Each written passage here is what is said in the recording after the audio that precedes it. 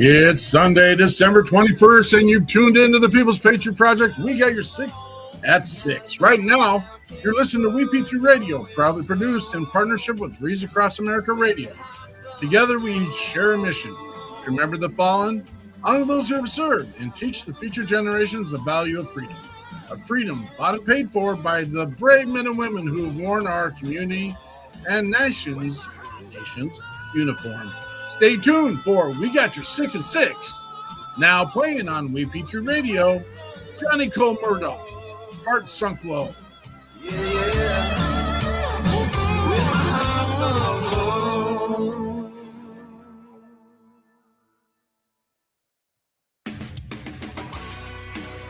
Hear the shock and awe on WP3 Radio, where we are committed to giving a voice to those who have served as service members and first responders. Here, today's Heroes Hits, here on WP3 Radio. Patriot Pride.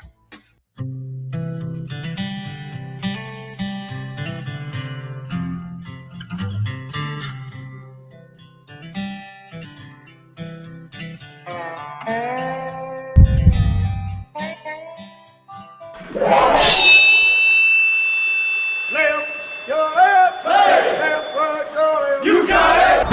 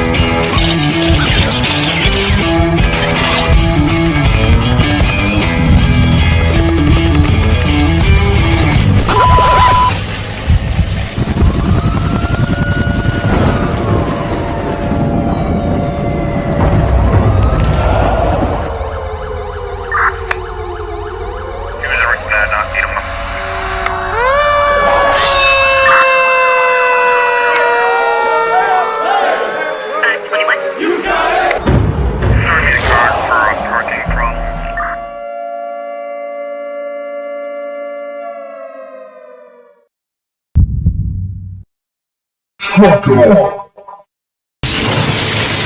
Tom Cruise, roll out.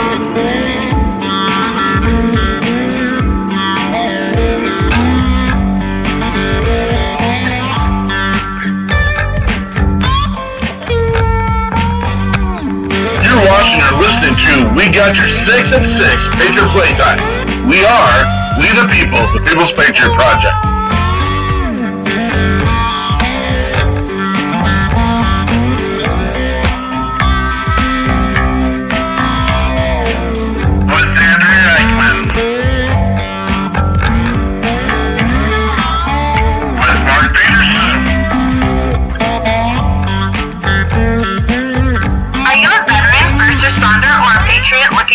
To put your skill set, your thoughts, and ideas, or want to help continue the mission, you have come to the right place. We are the People's Patriot Project, and we are the shock and awe when it comes to meeting the needs of our veterans and first responders. We are dealing with a new enemy in today's world where the wounds are not always seen. We want you to be a part of this mission in saving lives and making a difference. Welcome to We Got Your 6 at 6 Patriot Playtime. Here's the WP3 team bringing you today's best heroes hits in the boots on the ground organizations that are saving lives. And as always, Patriot Pride.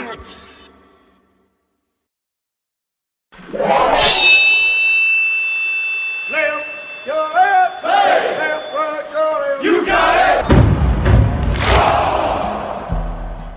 Trucker.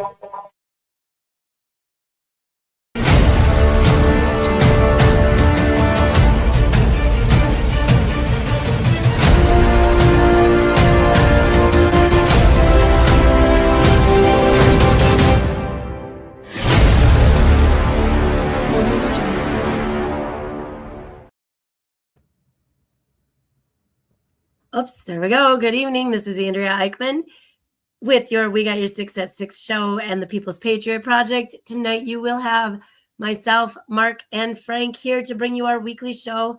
Every week we have a guest and we bring an artist along as well. And then we share the good and sometimes not so good things that are going on in our world. This week, we have a couple of awesome people. We've got Margo LaPointe with Military Kids Retreats, and we have David Brown of David and the Dirty Sinners. We cannot wait to learn some more about these two tonight. We also couldn't do this without the support of our amazing sponsors. We would like to thank Catch 22 with Derek Iozio. Derek was in here. I saw him watching. He's been sharing and liking and, all the good stuff.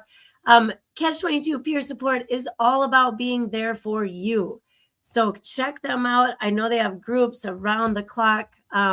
We've had several of their other peer mentors right here on the show with us, and they are just one great, amazing, uplifting and supporting group. And then we would like to also thank Peggy and Bobby Krutzinger of, Operation Texas Strong, where they take your used RVs and they put a homeless vet in that RV. One vet at a time is coming off the streets and into a new home. Thank you, Peggy and Bobby Krutzinger. Oh my gosh, they are so amazing. Before we get started here, we just want to reiterate our thanks to our sponsors, our guests, and all of our listeners. And then when you get a chance, step back for a minute and enjoy this version of the Star Spangled Banner with Dave Bray, USA.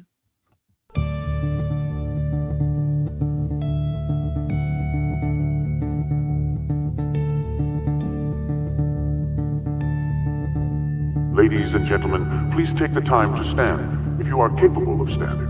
Out of honor and respect, please remove your covers and prepare yourself how you need to show your greatest gratitude for the amazing freedoms and liberties we have achieved under one of the most powerful symbols in the world. Please cast your attention as we respect our old glory.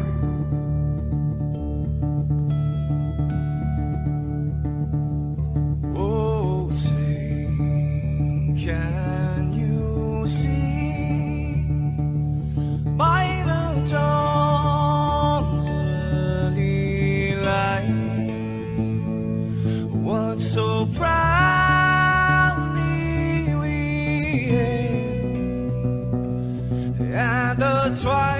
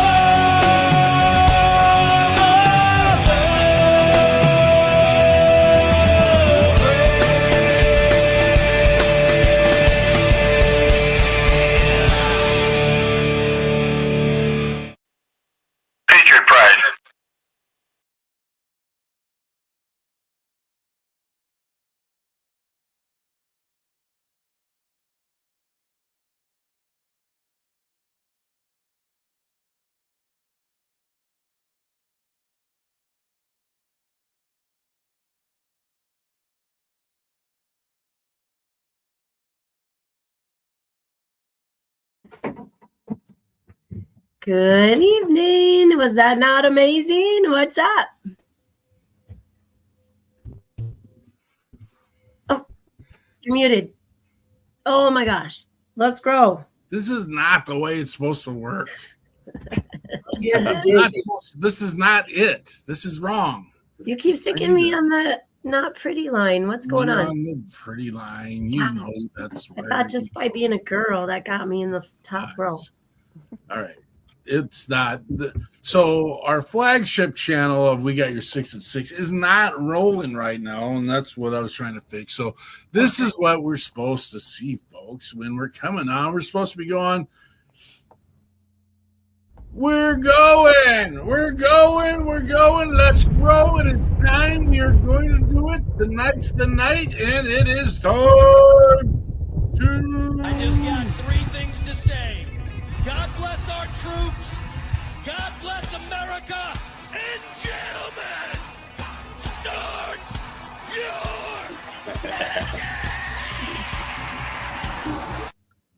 Yep. Here we are.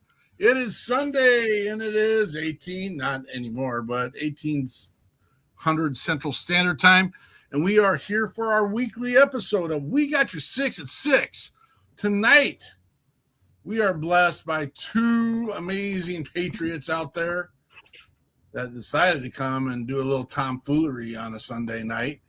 That's not them, but this is them. This is David Brown and David and the Dirty Sinners and Margo LaPointe, who here's the deal.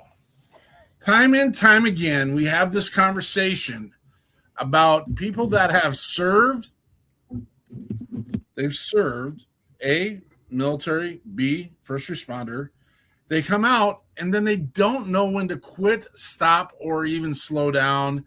And they have their fingers in everything. And that is that young lady up there, Miss Margo LaPointe. She does everything. We will hear more about Margo in a minute. Right now, you have one of these close to you or near you. And you might be watching the show on it. But this is our Check Your Six moment of our show. And in our Check Our Six, this is where we put our listeners and our people to work. Even the people that are on screen right now, you're using your camera, which I don't think you are, your phone for the broadcast. But what we need you to do is, first of all, do a personal assessment. We've been out battling. We've been doing our thing. Maybe not on the front line, but we've been doing our thing. First responders and veterans and those that are enlisted and family members. You got to do this assessment. You got to check yourself. You've been in battle. You've been dealing with the stuff. You've been dealing with the things that some of us didn't sign up for, and that's okay. We'll get through it. We'll get through it together. That's the second part of this. But first one, if you're not okay, 911-988. Call the People's Patriot Project. Have you guys heard that Top Dog Law commercials that are everywhere right now? I don't know if that's anywhere else but other than Minnesota. But Top Dog Law, we're going to have to make that for us as well. We P3, call us. You need to get your head straight and we'll figure it out together. All right. If you're good to go, I need you to take just checking on you or just thinking about you or whatever you want to. You guys are capable mind and body people. You can figure this out. You're going to copy and paste that and send that to 6 people on your contact list today, right now. Do it, because that's how we are going to check our buddies. We're going to check our battles. We're going to check our friends. We're going to check our families.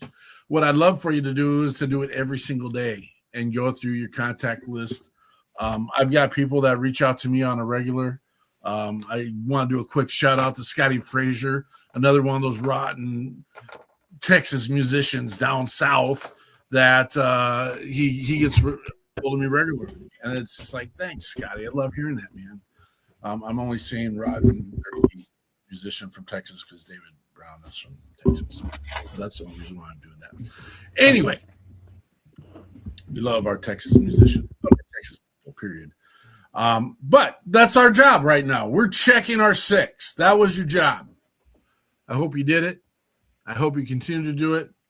And again, I hope at some point I'm on that list so I get to do a little share back with you as well. So check your six. Margo LaPointe. Hello, sir. Who the heck are you? What do you do? Tell us your mission. Tell us the things. Okay. Well, thank you for having me. This is exciting. I appreciate the invitation. So I'm up here in Boston, Massachusetts, and I am a civilian. I never served at all. I had, as many American families do, I had people that have served our nation who were very impactful in my life. I had a father-in-law that was a World War II CB, and I had someone else in my life that was a Sante Raider, which was pretty neat, but an ultimate quiet professional, Green Beret, who never spoke of his career to us in his, retirement. So really interesting, but I didn't seek out this world I'm in now. It recruited me. I started out as just a nonprofit executive, certified executive.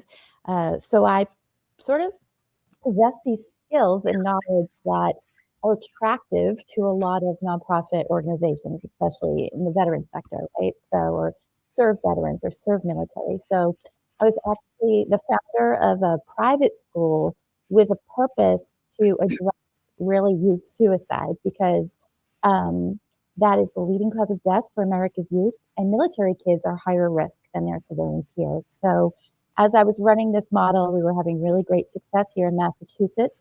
I was in DC and had a conversation with the director of the Defense Health Agency at the time, Lieutenant General Ron Place, who shared this demand they had after COVID of getting military kids access to mental health support. And I said, well, I'm doing that type of work in my school model. What if I take the same recipe, different ingredients, and design a retreat program specifically for the military kid?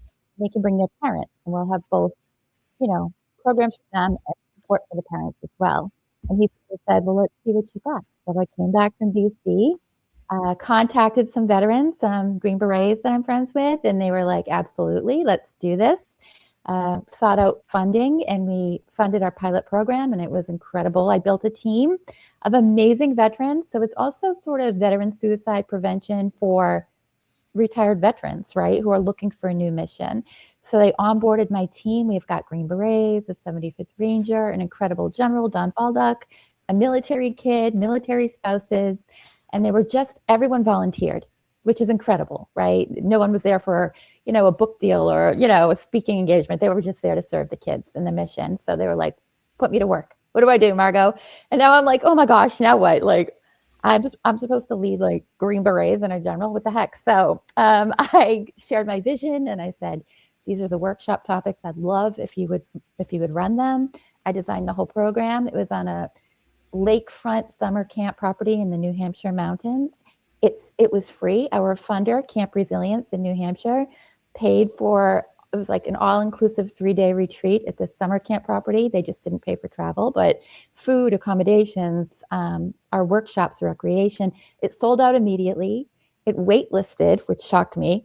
And we had guests travel from Tennessee, Texas, New York, Connecticut to join us for the weekend. And it was incredibly successful. And I wasn't sure if I could produce the outcomes I was looking for within that short of a time frame, Friday to Sunday. But when we did my funder was there for the whole thing. He was there, his son was there, and his granddaughter, because they were all legacy veterans, and they participated. And he, at the end, did like an audit. What did you guys think to the guests? And I mean, the kids were incredible. One of the kids said they had been considering suicide prior to that weekend. And another kid said, now I know I'm not alone. There were other kids just like me. Another kid said, I didn't realize that, life is going to have tough times, but it's how you handle it that will make the difference. And it was just really impactful, and it really moved me.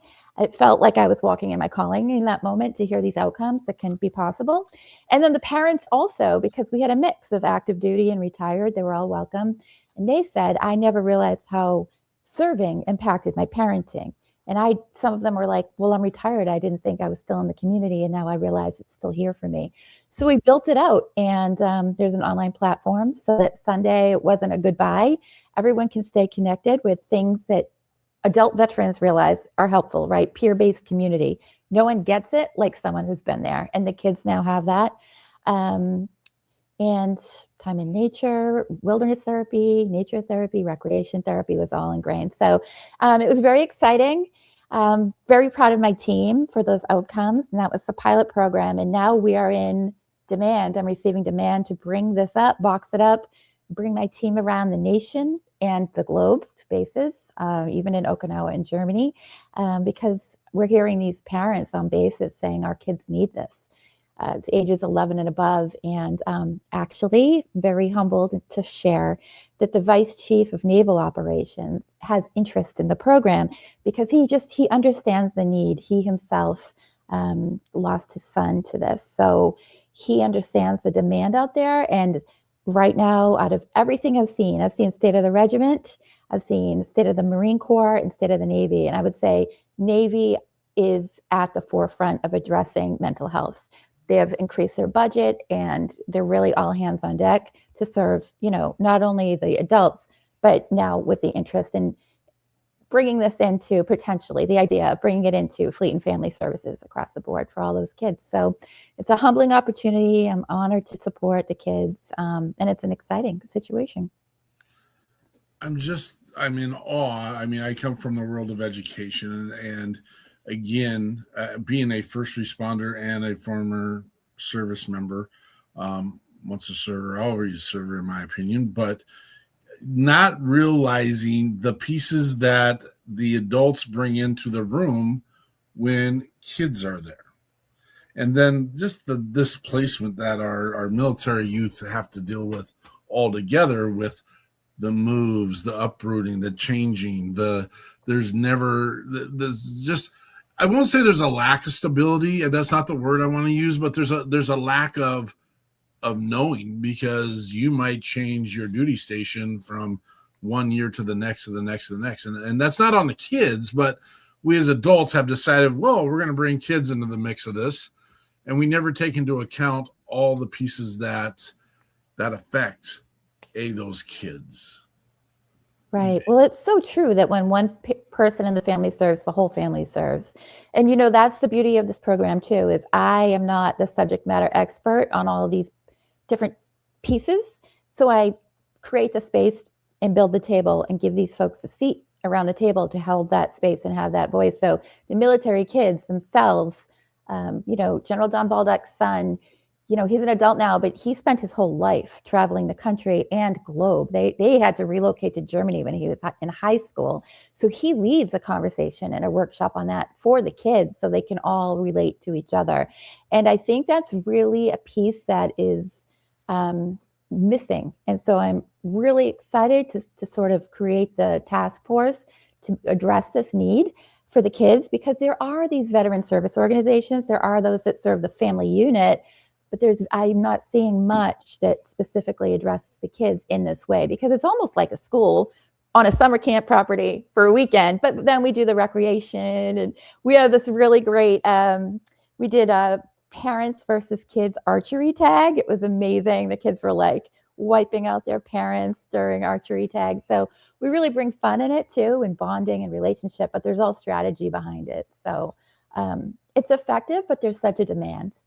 It's such an amazing niche that, again, like you said, it has not globally at one point even been recognized, and now you're seeing it's starting to grab a little friction and starting to move. And I just thanks for being there, knowing that that's a piece that exists, and just the nuance of mental health as a whole in all of our armed forces, and again we do first responders as well, is starting to grab a little bit harder and starting to say, hey, happy heroes are going to make happy communities and happy regiments and happy bases. If you take care of them, they will. But we got to fix some of the pieces. And and the word's not fix. I hate using the word fix. Support. The supports need to be there.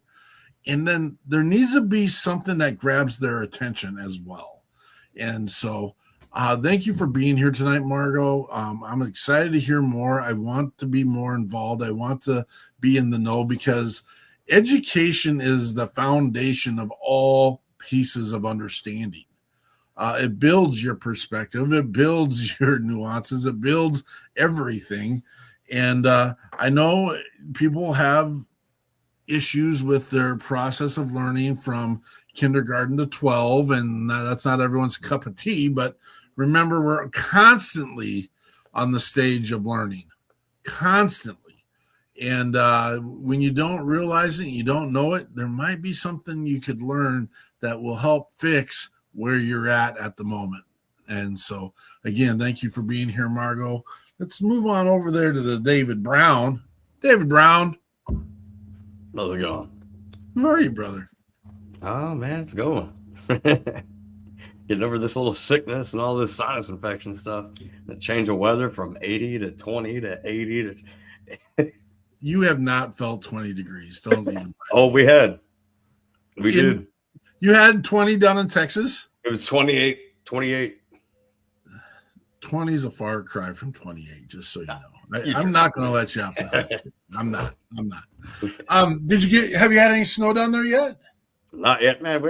I think the last time we actually had a real snow was last year, and it lasted for 2 days because it was 68, 72 degrees the next, 2 days after it came down. I'm blowing some down to you right now. Hey, bring it. I love snow. All right. You're a hockey guy. You like hockey. Oh, I love hockey. How does a Texas boy like hockey? Where'd that all start? It started when I was younger. I used to go to a lot of Stars games and everything as a little kid.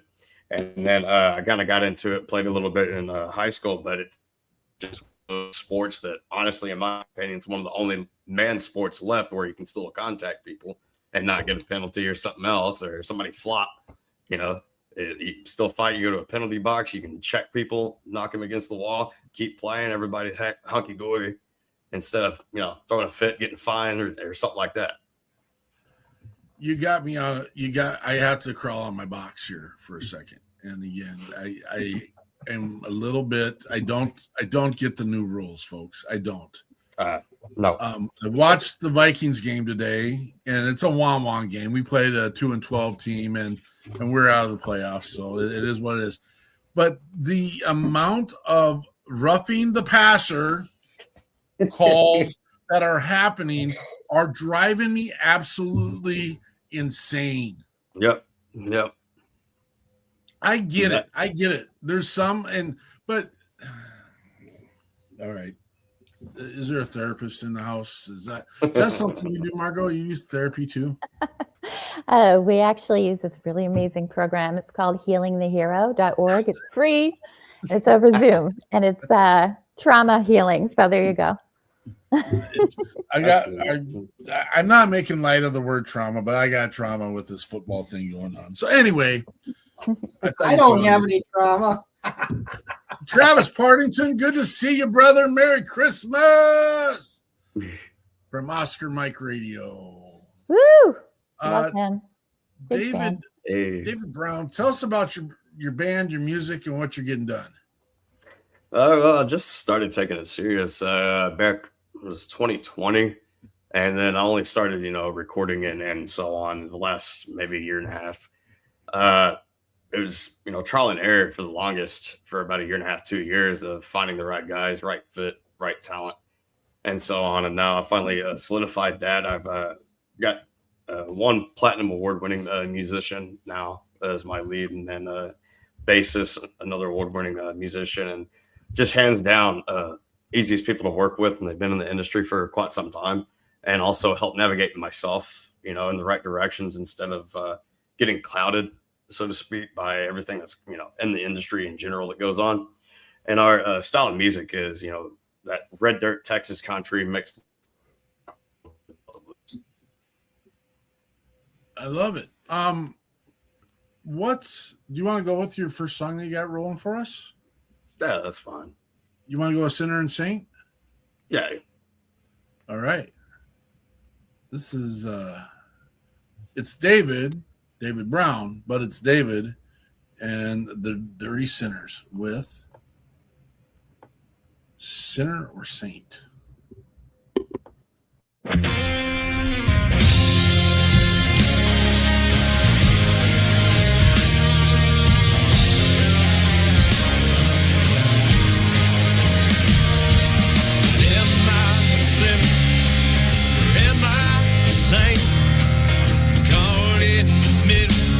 Just a breath away from pain. Whiskey burns like fire in my soul. Each shot is like a whisper telling me to let go.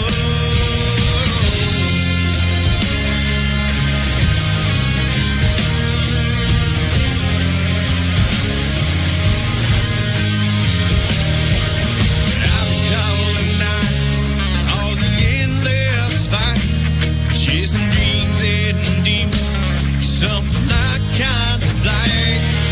Still taste that smoke from the last cigarette. After it fades as I hide regret. Well, sinner, say, what do I choose? One more move, then I'm lost in this life I can't lose. Searching for the empty shadows of the night. It's a bit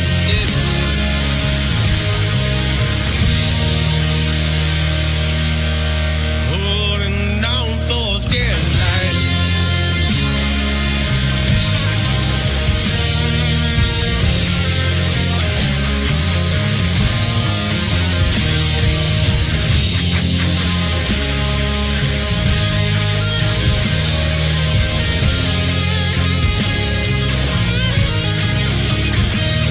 I remember my mother tried to steer me right. She said, son, do your best. Look for the light. The weight of my battles bringing me down. Every move I take, it's like a round trip to hell. Sinner, say, what do I choose? One more move, then I'm lost in this life I can't lose. Searching for the empty shadows of the night. I'm meant to be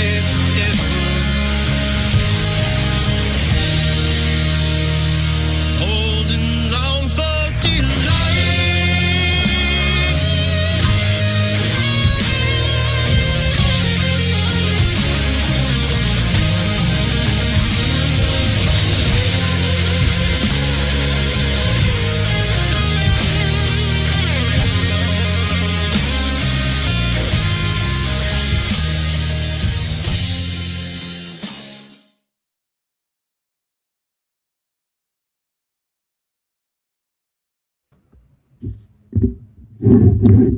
That is David and the Dirty Sinners. Nice. How long you been in music, brother? I mean, in music, maybe about 3 years doing music, stuff like that, playing, writing my own stuff, and so on. I picked up a guitar. I think it was at 12 years old, and started really digging into it at 13. But where I lived back up in Arkansas at the time, closest music store or anything like that was maybe 35, 40 miles one way.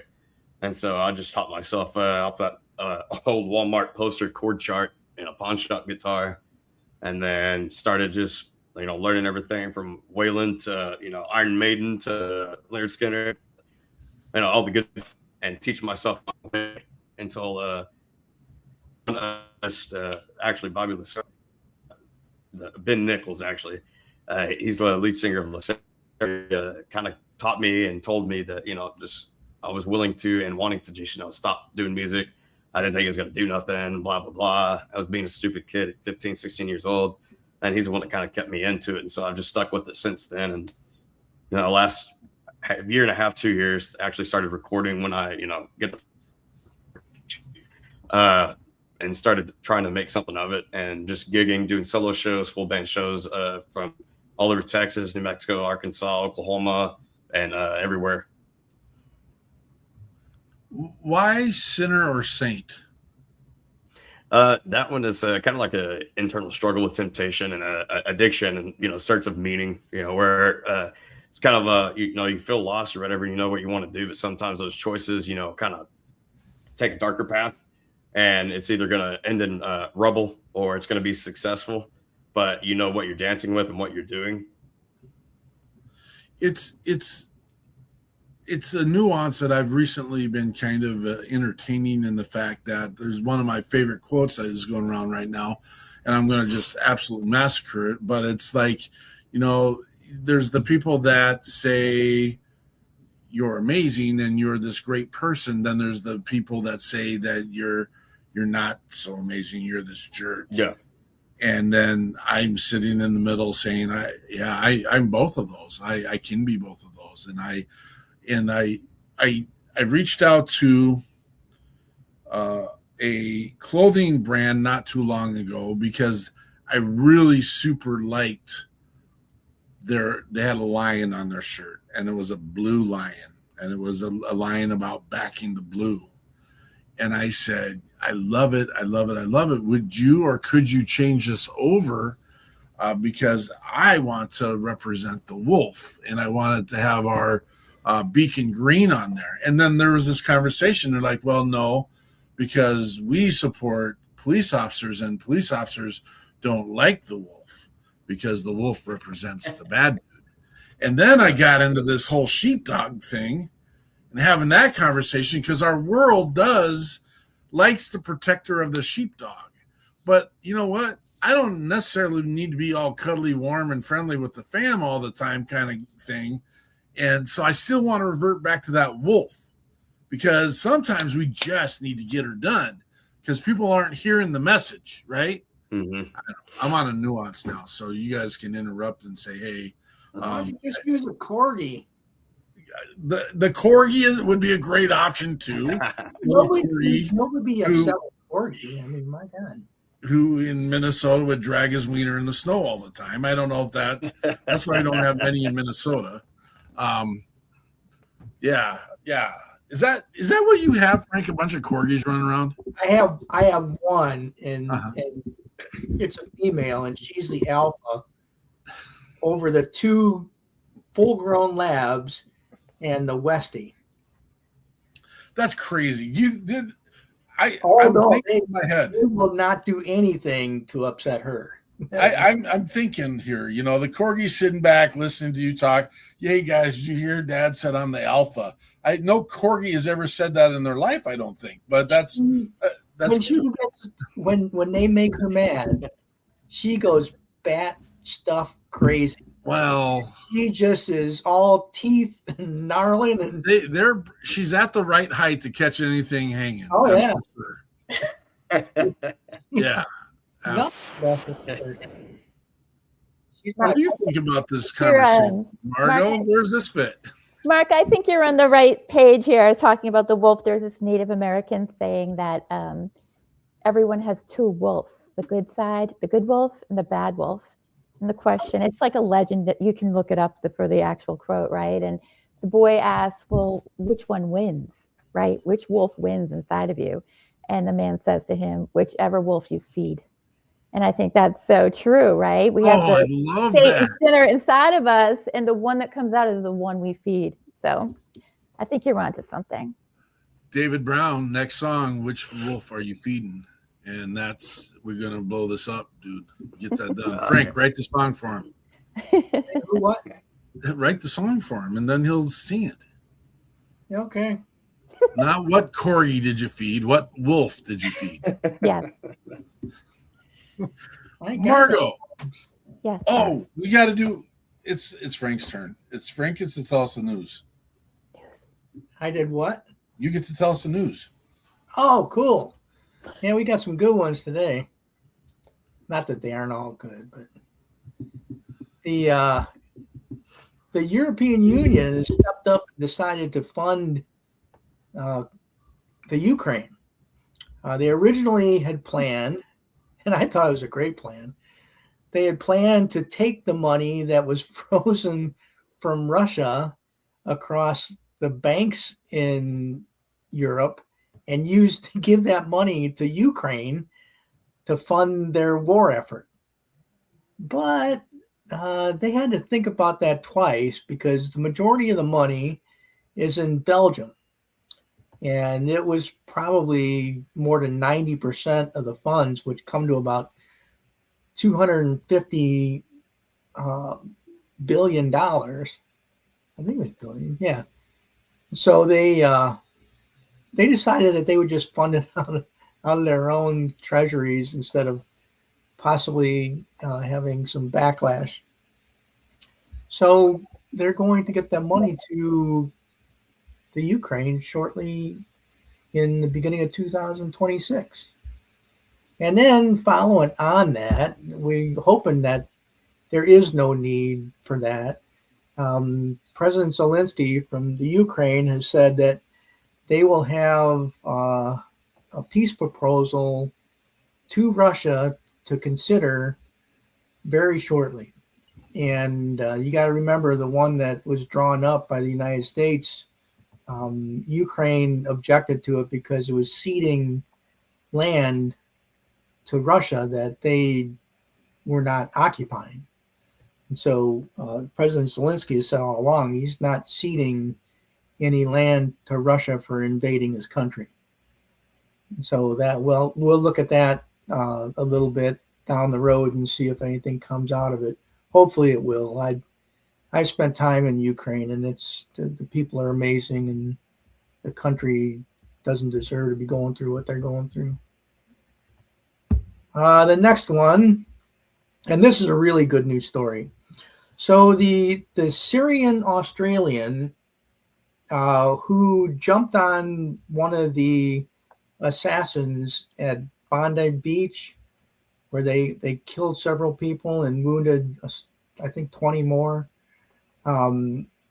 He has received pledges from across the world for millions of dollars. And I don't know how they're going to finalize this, but I'll tell you what, if anybody deserves a reward for what they did, it was this gentleman who took shots in the shoulder from the elder assassin's son after he wrestled the gun away from the father. The son put a couple rounds in his shoulder, and he's still recovering from that. But boy, what a great story. There could have been dozens more people killed or wounded. And then the last story of today, we always have I can't believe this really happened. And this one did. So there was a story about a lady who gave birth in one of those driverless taxis. Now, you know, all those taxis are mic'd and have videos, but there's nobody there to respond. So I don't know, my first wife had 2 kids, and I was in the delivery room. And first of all, if the delivery of that child was anywhere near what my wife went through, my ex-wife, they would not understand what she was saying, because there was things coming out of my kid's mouth that I wouldn't even begin to try to translate. Oh, thank goodness. I thought it was going to be something else, Frank. Thanks. Oh, no, I'm not going there. I was holding her hand for one of childbirth, and I still have a little loss of feeling in that hand. But it went well, and the car somehow made it to a hospital, and I'm not exactly sure how or why, but everything turned all right. And it didn't run over any people or go through a train intersection with flashing lights like some of them have been doing. But that's our can't believe it happened, but it really did. I thought you were going to bring up the Bears win this weekend, but that's well, that's why I'm wearing my hat. Yeah, that's the band hat. That's not really a Chicago. I don't have a Bears hat. I told you last time that I'm not a big football fan. I got a hockey hat and a baseball hat. So if Chicago had a rugby team, I'd have a Chicago rugby hat. Hey, yeah, rugby. There we go. See, there's a like sport. You don't have to worry about rules. Exactly. So I got to go over to the former Soviet in college, after college, and I got to go over there to teach them how to play football, American football.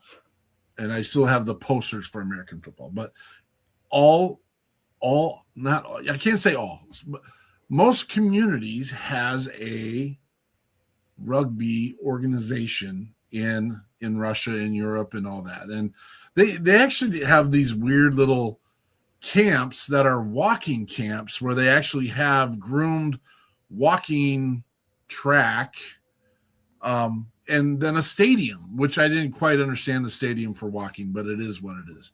But we would play and bring youth into, at the time I was still in the military as well, but I got to do this as an ambassador project, and which was weird because communism had just fallen, and they're being part of a headquarters battery. They had a lot of concerns with me being in that space. Not a big deal, but we did a lot of we would teach the rugby team to play American football, but then we would play them American football, but then we'd also play them in a rugby game. Oh my goodness. Is that another level of crazy? Do you ever see those where they wear the helmets? Yeah, so not very many of them do it. You know why they wear those scrum half. I used to wear them all the time. You know why they wear them? They get their ears pulled off. So and their ears stepped on, cleats, everything. Their ears don't get pulled off by hands and teeth and stuff. They have 3/4 inch stainless steel cleats on the bottom of their shoes that they actually sharpen.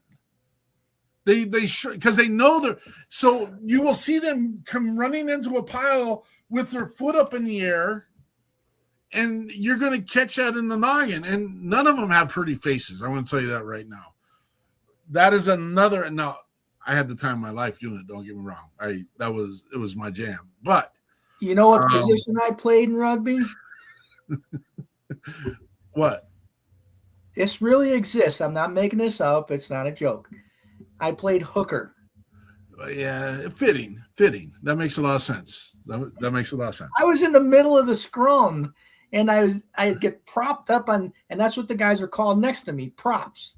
Mm-hmm. And I'd be leaning on them with my arm over their backs, and I couldn't touch the ground until they got down. Yeah. I was supposed to kick the ball back to my side when it came right. through. You know, and they build the tower. You build the tower and you lift the guy up, and yeah. And then when we kicked the ball to one side or the other, and the scrum collapsed, and people were biting and pinching and gouging and ripping hair. I tried to crawl out. Well, there was one piece that they did not understand, and that was the punt or the kickoff. Because that's a live ball no matter what in rugby. Yep. So they think they can just go down there and the guy that's catching the ball, because if you get there first, you get to have the ball. So they couldn't figure that one. It was a great experience, great time. It was just because you guys brought it up, I had to do it. But we got to get back to Margo. We got to listen to Margo. Hi. But I want to know one thing, because we are a short few days away from another holiday, and during this time in this holiday, most people like to indulge and maybe overindulge in snacks and treats and things. What is your favorite snack or treat during this time, Margo? Well, I mean, I'm in Boston, so I'm a Dunks girl, right? Dunkin' Donuts. So it's the Christmas flavors come out, the peppermint mocha. So that's my daily thing. I love coffee. But this time of year, I had a mother-in-law she had 10 children. My kids have over 100 grandchildren because of their grandparents. And she used to make, she's long past now, but she used to make the best old school homemade fudge, like peanut butter fudge, all the different ones. And I think I'm going to try to recreate her recipe and see if I can do it as well as her and try. But that was an amazing treat. And it's always, associated with Christmas. So what about you? Well, Andrea, you're next. Your microphone. I'm now. Okay. Tell me the question again. What is your favorite eats during this time of year? Oh, just this time. Okay, so I got caught up in food. I know you can't believe that. Oh my gosh. Okay, so my mom makes this. She makes amazing fudge, with nuts or without nuts because kids are picky. But she makes this cherry chocolate peanut butter thing that is like a Bing bar, if you've ever had a Bing bar, but you can't find those everywhere. So it's like a homemade Bing bar where the bottom is just kind of sugar and cherry chips. I think evaporated milk. And then the top is peanut butter, and it's like peanut butter fudge kind of with nuts. It's amazing. That's like the treat. Everything else is good. Love it. David, what you got, brother? Well, I saw Frank eating one of them earlier. So the little Christmas tree Debbie cakes, favorite little snacks, man. But I can't find the chocolate ones here to save my life. That, and then, Thanksgiving, and then also Christmas, sweet potato pie all day long. That and sweet potato casserole. What was that last one? Sweet potato casserole. Okay. Marshmallows toasted on top, fire charred. Fair enough. Yep. Frank. Well, I go back to my roots. Oh, you're going to pick Malort. Well, I was going to get there. Yeah, you spoiled it. My grandmother always used to make Polish cookies, kolaczkis, and then we would always have kruszczyki. And that's kind of like a bland thing, and it's got powdered sugar on it, but man, there must have been some rough times when you had to eat that for a holiday. And then, thank you. Sorry. Wash it down with Malort. Did you really do that? I did once, and that was my one and only time, and I will never drink that rock gut garbage again.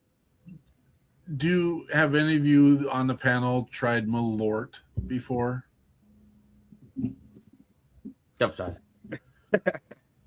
Yeah. So, Margo, it's made with wormwood. Gross. And it's called the Chicago handshake or the Midwest handshake. Chicago's famous for it, but it's made by only one company, Jepson's. And I wonder why. I want them to be a sponsor to this show. I am going to be buying a bottle of it this week because there's some people. The thing. I know, but there's some people I don't like very much, so I want to watch them drink it. That's. I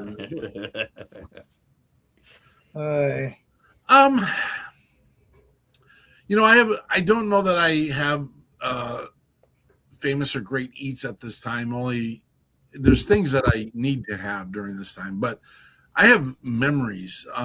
All my grandparents passed away when I was young, but I did have a grandparent that would make by the hundreds of pounds taffy, and she would hand roll this taffy and crumb cacas, and they would make all those things. And I haven't had a chance in my life to experience that because all of them passed away so early in my life.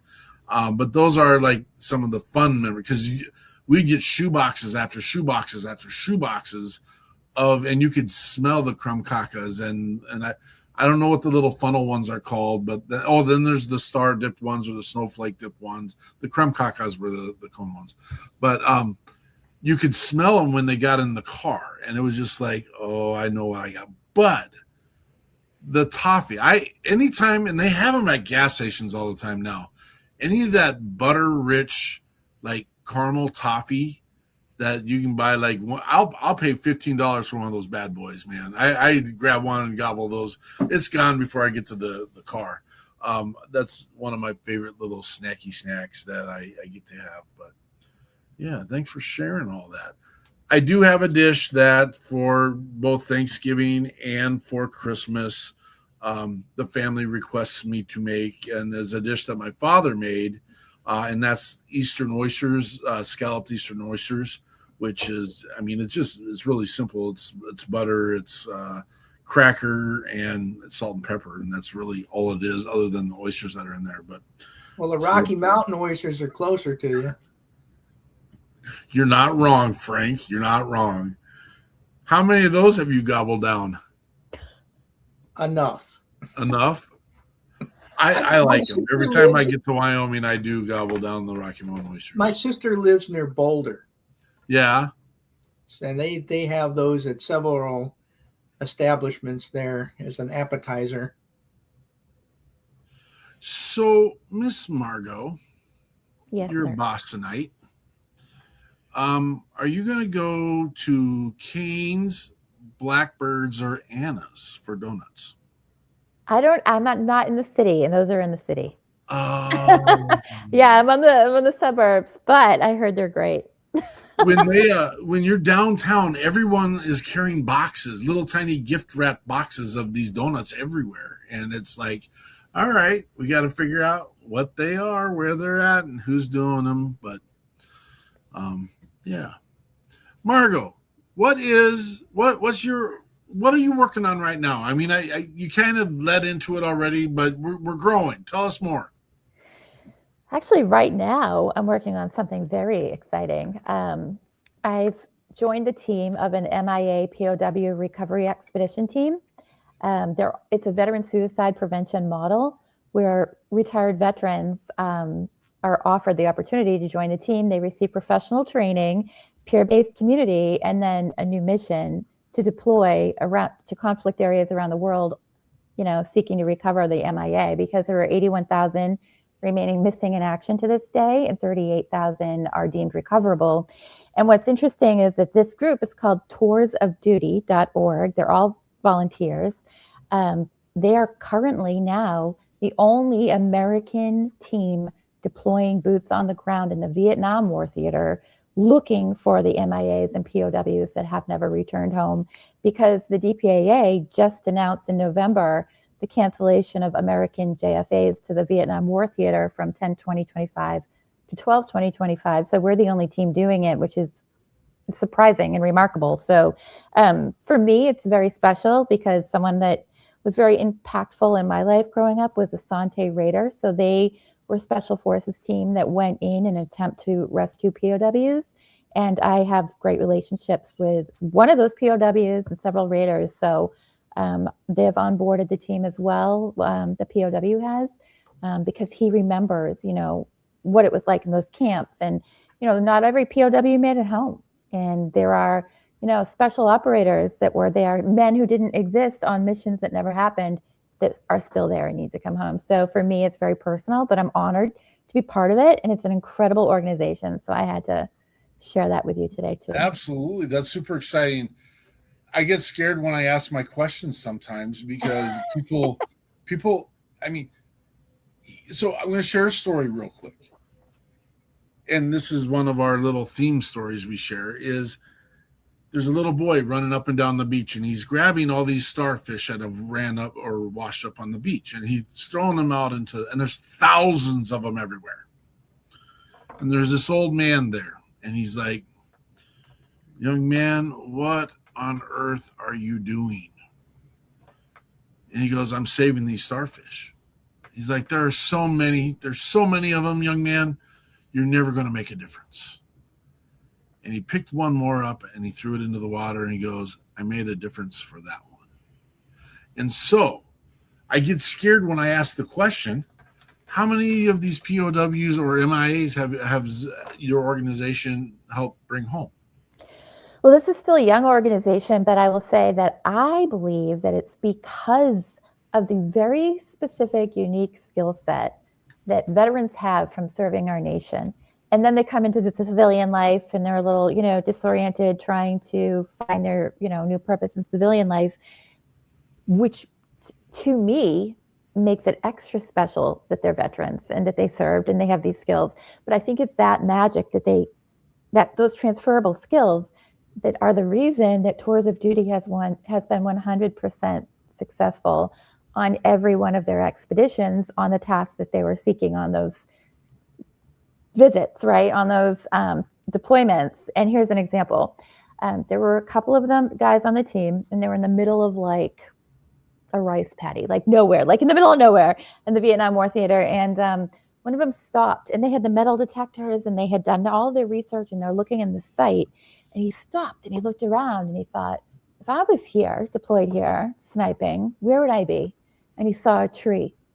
And he went over to the tree with his detector, and he found a bullet in the middle of nowhere, the jungles of the Vietnam War theater. And he was like, we're on the right track. So it's that type of special skill set that I'm like, these are incredible assets, and let's repurpose, all of those veterans that have that skill set. And who can, once you've served our nation, it's like transferable across all branches. Who can resist a new mission to go back, right? Go back and find our guys and bring them back home, right? Leave no man behind. So, they're pretty successful in what they do, and they have excellent researchers, and they're professionally trained, and it's a pretty remarkable program. It's founded by Amanda Rutledge, who she was in charge of an security embassy. So these are like very specifically skilled folks on the team, and I was really honored to be recruited.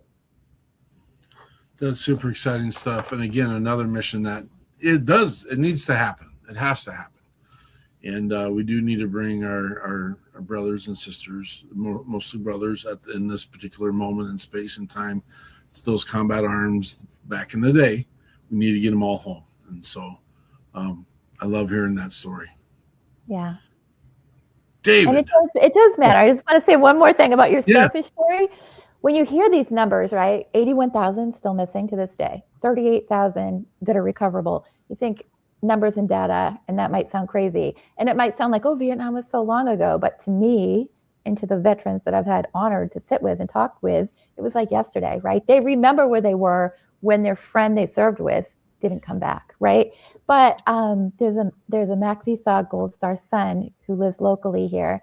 And his dad was a Green Beret, MACV-SOG, and he went MIA on a mission when his son was 2 years old.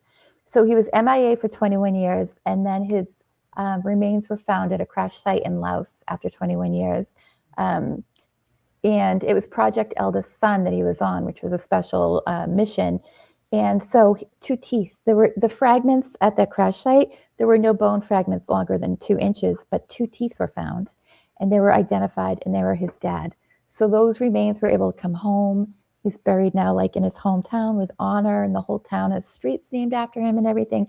And that one son, I mean, a Gold Star family, that forever changes their lives, forever. And the children that come up after them that they raise. So I'm honored to say that Richard Fitz is the MACV-SOG hero that went MIA and then KIA.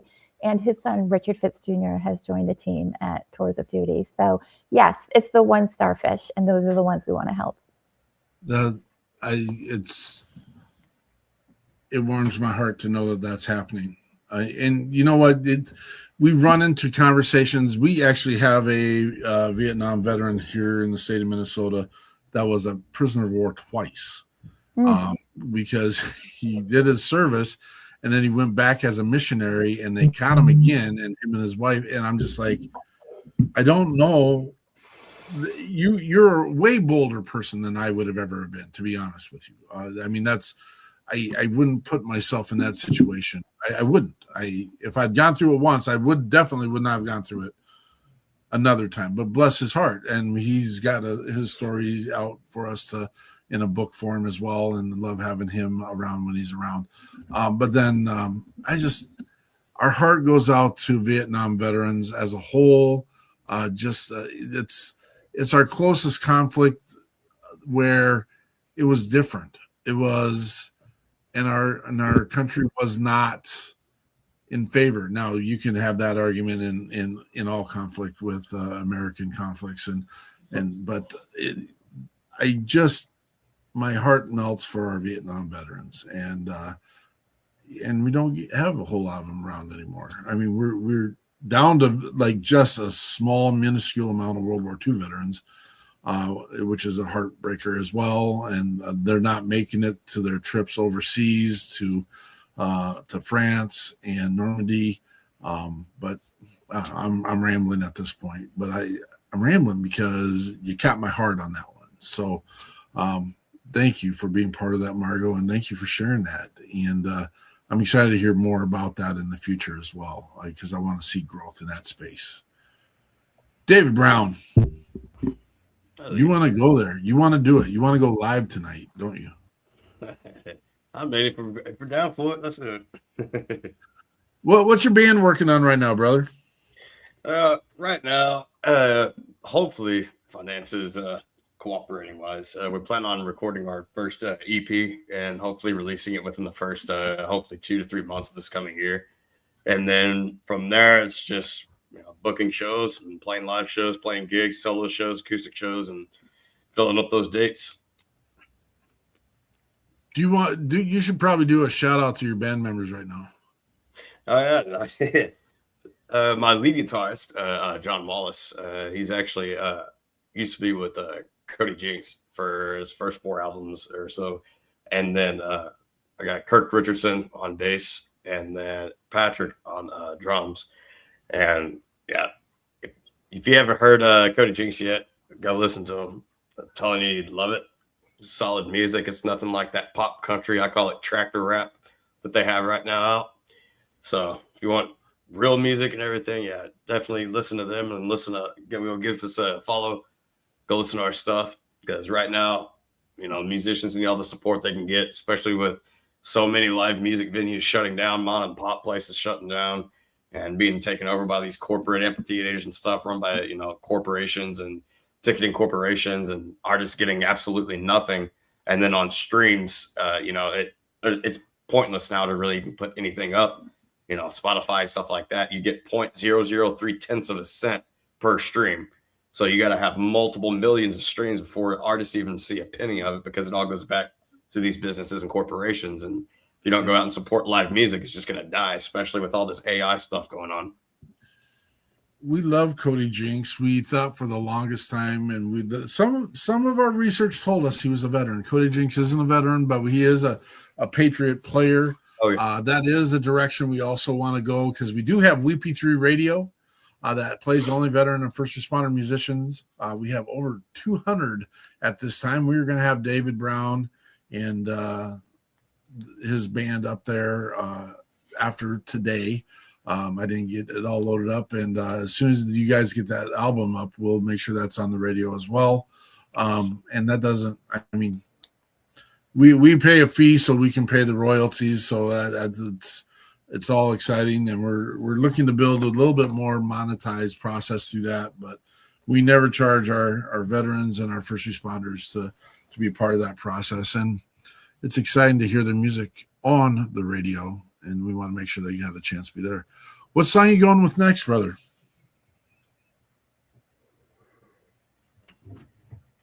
Oh, did we lose him? Yeah. Of course. Sure. There he is. Oh, he's back. He's back. All right. All right. You ready to roll with this a live version, or do you want me to do one of the ones I have in the background? In the background and the live one, whichever way works best. Well, we're having a little connection issue right now, so let's do. This is just going to give everyone another feeling. We're going to do the cover of Porch Light with David Brown.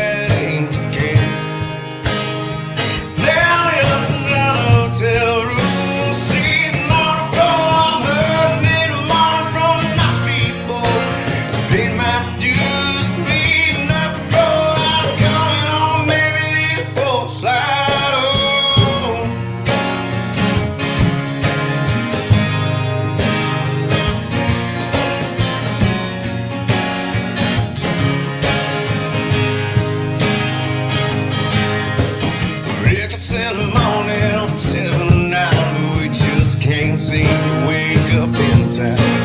Grab a cup of coffee and we're all in a row. Now we're running on fumes, no time to kill. We got one more show at the city hotel. Breaking my back just made a couple. Hell, yes, another hotel room. Sleeping on the floor, I'm hurting in the morning from the night before. Paid my dues, needing up the road. I'm coming on, maybe leave the porch light on.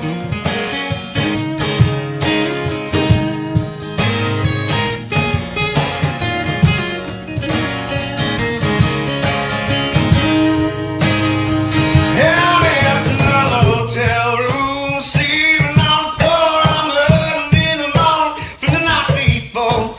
Paid my dues, leaving up the road. I'm coming on, maybe leave the porch light on.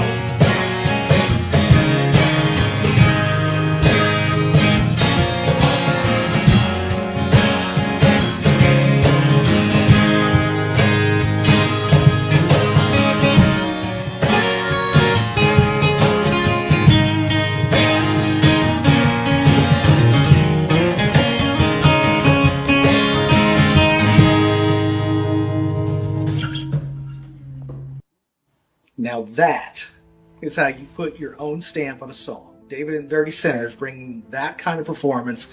It just reminds you why live music is an experience like no other. Now, granted, this is pre-recorded, but it was live at one point. I don't know if that makes any sense. Maybe it does. That's David and the Dirty Sinners. Porch Lights. Who is one of your go-to influencers? I mean, you threw Cody Jinks out there earlier. Who's on your playlist, man? Alive or all time? Let's do both. I'd say alive right now would be well, I got my buddies over at Them Dirty Roses. You know, they're a pretty good Southern rock band. I would say the new age, Leonard Skinner, so to speak, but a little bit crisper, a little bit higher vocals. As far as like the way they navigate it and independently and how they structure themselves and their style, it's one thing kind of, to not mimic somebody, but take their focus and their drive and everything else and implement it in your own, own ways. But I would say of all time, iconically would be Waylon Jennings, like hands down. It's outlaw country. You're not mainstream. Forget all that. Like I said, pop tractor rap crap. And because half the artists now don't live what they actually sing, and they've never seen half of the stuff that they sing about, or it's the same thing over and over. And auto-tune to hell, it's not raw talent. And so I'd say that would be my iconic person that I try to, I guess, take his, examples and leadership and stuff like that, navigating this stuff, because there's so much out there that people try to change your ways, change the way you look, change your sound and everything else to where you're not even yourself no more. And you're just doing it for a corporate puppet. And that's one reason why I think, Waylon Jennings is on the top of my list. He said what he means what he says. He done it, lived it, preached it, and he ain't got to make up anything about it. He's one of the highwaymen. I mean, that was a different class of musician back in the day. And, you got Way and you got Waylon, and you got Willie and Johnny. Willie, yeah. Willie and Cash and those Chris guys. And Christopherson. they just did it. We have been so blessed by having a number of opportunities to spend time down in Nashville and hang out with. We do get to hang out with Wade Jennings quite often and have a little relationship with the fam there, and that's a blessing when we always get to go down there and be part of that. So I don't know, it's just name dropping. That's what the music world does, and I didn't realize how much not to do that until you were in the middle of it, and it's like, oh yeah, we get to do this. Yeah. So, by no means do I mean to offend, but I mean I'm hearing a little Uncle Lucius and that's one of my favorite guys. In there. Oh yeah, they're not from me either. Tanner Osry is right down the street from me, and then Stony LaRue 3 meet up. We used to meet up all the time, play pool, but since his tour schedule, hectic, so to speak, he's all over the place. He's hardly ever been back home. Yeah. Gosh. I love it. And I love the grittiness and the realness in it. And I'm excited for what you guys are doing and where you're going. And we're going to get this all tightened up. And do you record there in Texas, or do you have a place where you guys are going? Yeah, usually I go over to Fort Worth. I mean, that's our Nashville. We don't like going to Nashville. We stay independent and red dirt, and so all of our stuff's done over in Fort Worth at Cloudland Studios now. Awesome producer and engineer Joe Tacky produces a lot of Corey Cross's stuff as well, and Corey Cross's is more traditional country versus ours, which is more like Southern rock type country. I love it. Good work, brother. We're going to let you go regardless of where we're at. We're going to do your rock, salt, and nails for the closing tonight. We're just going to let you do it, and we'll see how it turns out. All right. All right. We'll see. Margo. Yes. What? We said, what are you working on? Yep. Where do you want this all to go? What do you want to get done? Is there a destination? So that's a crazy part, because we always talk about there's never a destination in our mission. But is there a place, is there a mile marker that you want to get to?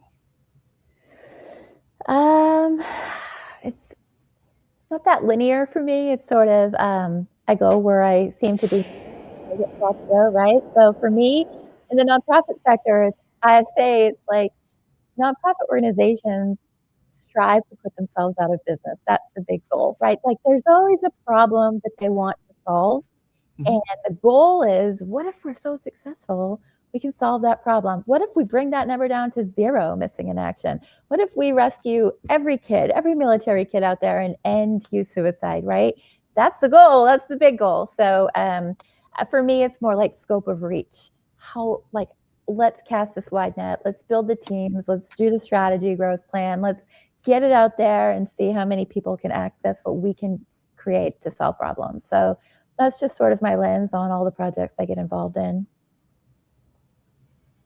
I have so many questions because again, I'm not trying to be offensive here. You hang that hat on. I am a nonprofit executive. I'm going to get this done.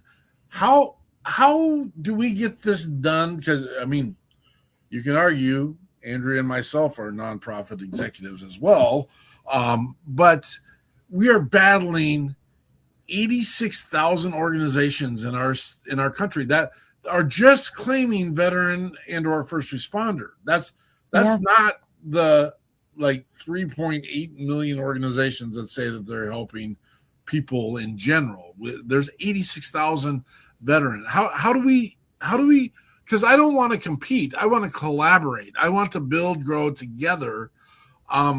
There's even those little video games where you got the one person pushing the wall and the other side takes them over. If we're all pushing that wall, we can push this thing down and get rid of all the bad dudes, and we can take care of all the good dudes and ladies. I mean, we're inclusive here, so we're taking care of everybody. But tell me. All right. So you're right in that there is a very high volume, especially of nonprofits, like in the sector total, but especially in the veteran service organization sector. And many, this is why I get recruited. Many of these nonprofits are, led by people who have a good heart and good intentions. However, they don't have the skill set that comes with a certified nonprofit executive, where you're learning the best practices that will keep you afloat, what you're doing right, what not to do, right? Not to get into trouble, which are all reflected on things like the IRS 990 documents that are public legal documents. And that's where you identify grifting and all the, things that can go wrong in an organization, unfortunately, is all too common, as we know, right?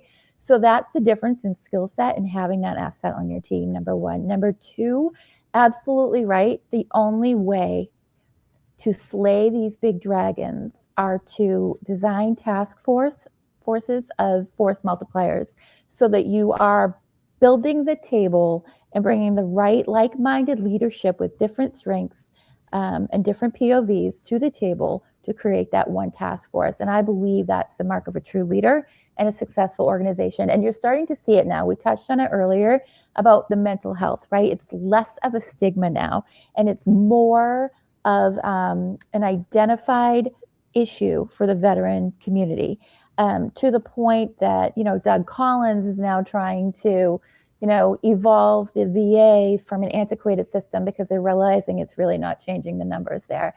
It is a pandemic in itself, veteran suicide. It's a higher threat than combat.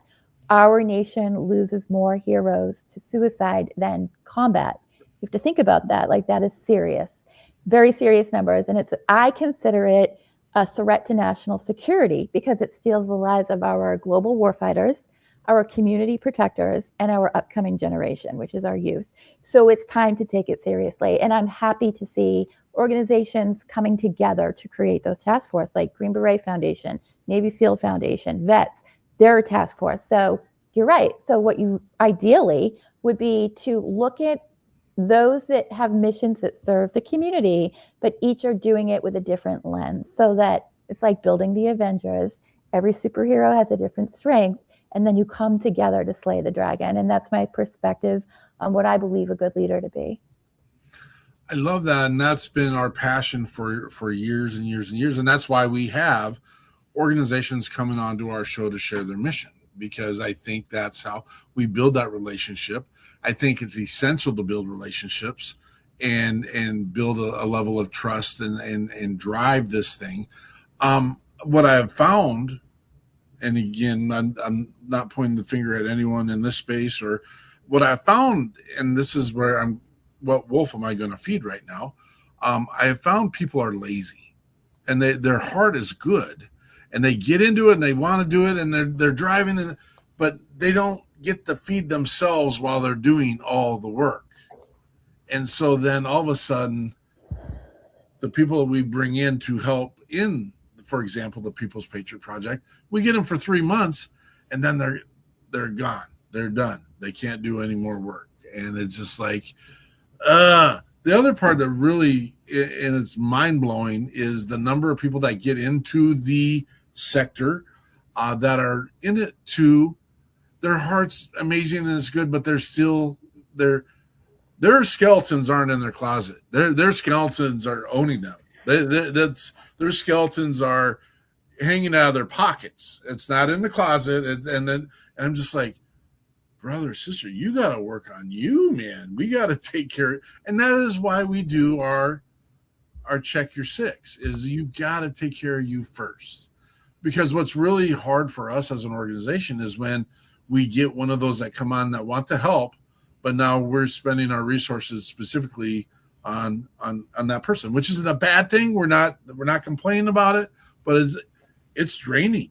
It's like, it's a lot easier when we can walk beside and coach people through a process, get them the education they need, get them into the place where they need to, and then our goal is not to hand someone off, is again a continued relationship. Not that Travis Partington is one of those folks, but we have a built relationship with Travis. He comes on, does a shout out, hey, we get all excited, and we've built that. We know Travis personally. We put our mitts and our paws on Travis Partington, sadly down in Nashville, and that's this is a couple years ago. My goodness, there he is. Look how young and fuzzy we are. But yeah, and please speak to any of that if you want to. Sure. So I'm a big fan of Travis.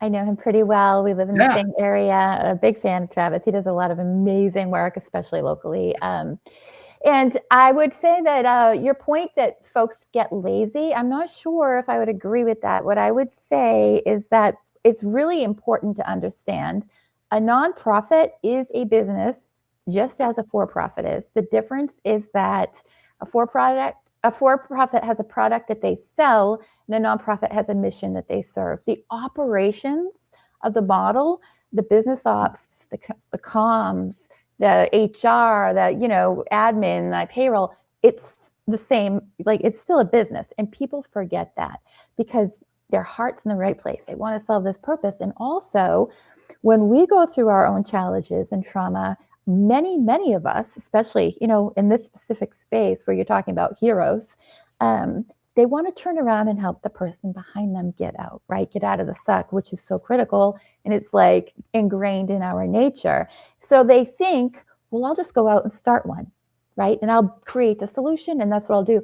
But the burnout kicks in. You don't know the best practices. You're not certified. You didn't go to school for it. You didn't, you know what I mean? There's the business pieces of it that are like the tools. And it's not just as easy as it might sound. And I really try to encourage folks, why don't you look for an organization that's serving that type of mission and see how you can be a force multiplier to them instead of reinventing the wheel, because burnout is real. It is entrepreneurship, and no one like sinks as much passion into a startup as the entrepreneur themselves. But then there's the sustainability piece. I mean, it is a business and people forget that. Absolutely. I appreciate you. And I like the candidness in saying we can get deeper into that conversation as to my whys of my statements and stuff. But it is, I love when we have people that step in that are on fire and want to get stuff done. We never wanted to do a podcast. This was nowhere near. Now we're on episode 284 tonight. How many? That's like 6 years of straight going every Sunday. We're here, we do it. Plus we come back every Monday. Plus we have our special events. And we love every part of it, but it is a marriage I wasn't necessarily looking for. But it's also something we're not willing to give up either because of the relationships we build, the people that get to see us, the conversations that we get to have on the side because of it and where it's going and how it's going and how excited people get to say, hey, we'll come and live stream your event. We'll come and live stream what you're doing. We want to get your mission out there for the rest of the world to see. We want people to hear about you on WeP3 Radio. And so, again, all these pieces are open for you, Miss LaPointe, as well. Thank you for the amazing job you are doing and the pieces that you are put into play. And we're all ears. I mean, because that's a piece that we pride ourselves in saying we don't know everything. And if I'd have known how much time I'd have to dabble in social media to build a nonprofit, I was like, I would have not probably, I don't know if I'd have done it, to be honest with you. It's a lot of work.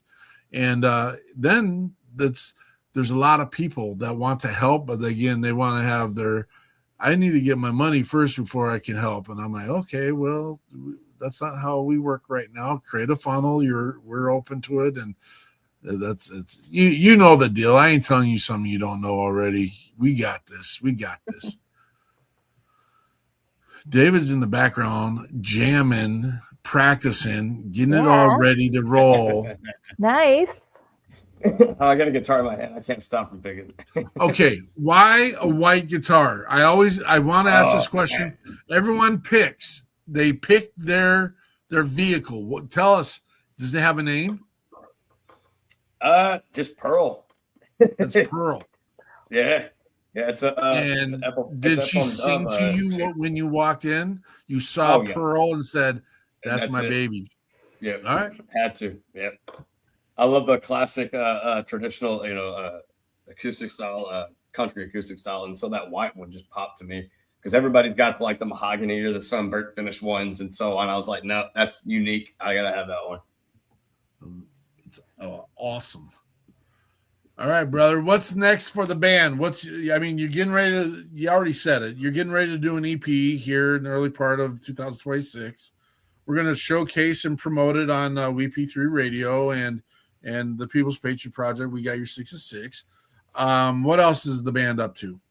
Yeah, man, just booking as many shows as we can right now, and then also doing solo acoustic stuff, and just booking up as many dates as we can in 2026 to keep us, funded and record more and more and more. That's the plan. How many venues you cover in a year? Oh, let's see. Last year I will at least over 100 venues or so.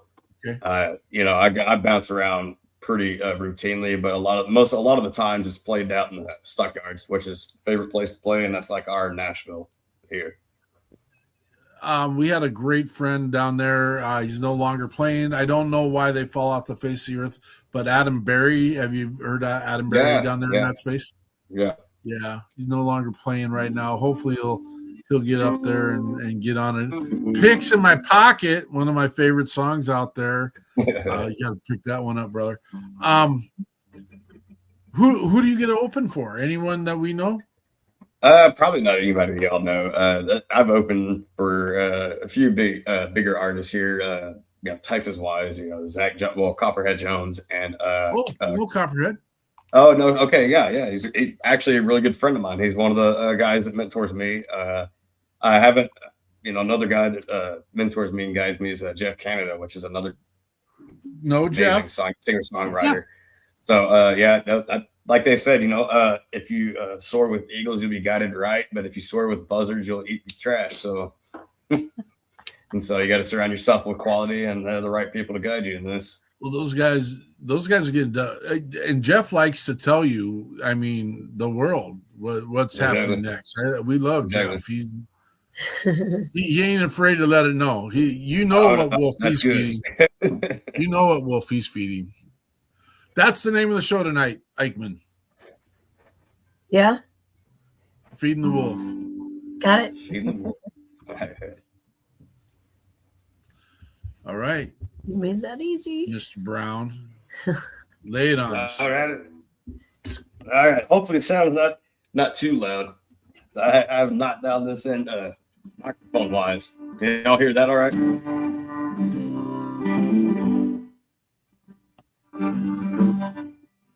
We'll cut everyone's mic and it'll make it better.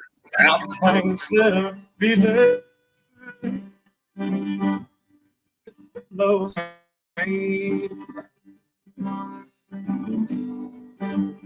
there's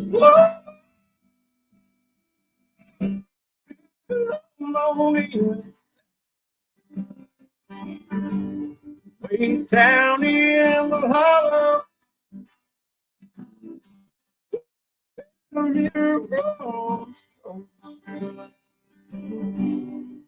Where I first saw it's 2002. Out by home, my daddy, see your sweet face. Last I remember, time can't break. These letters you wrote me, you've written in shame. There's no that's your culture. You echoes my name.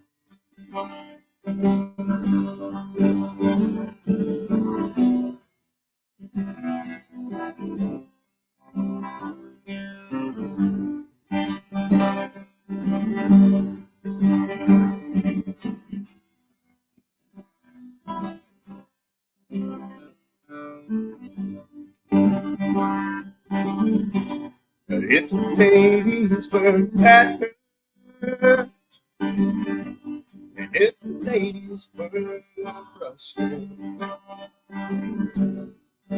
out there forever in the chilly cold voices, if the women were sweating,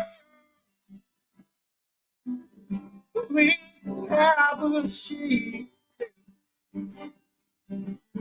When I load up my shotgun, rocks on me. I load up my shotgun.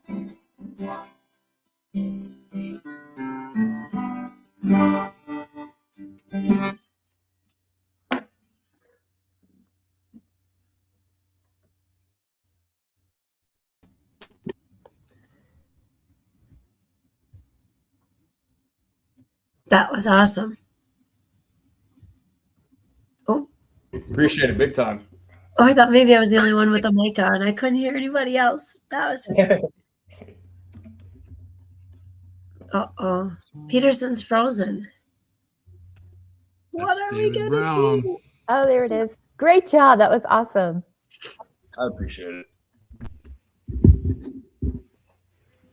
Absolutely. I am going to text.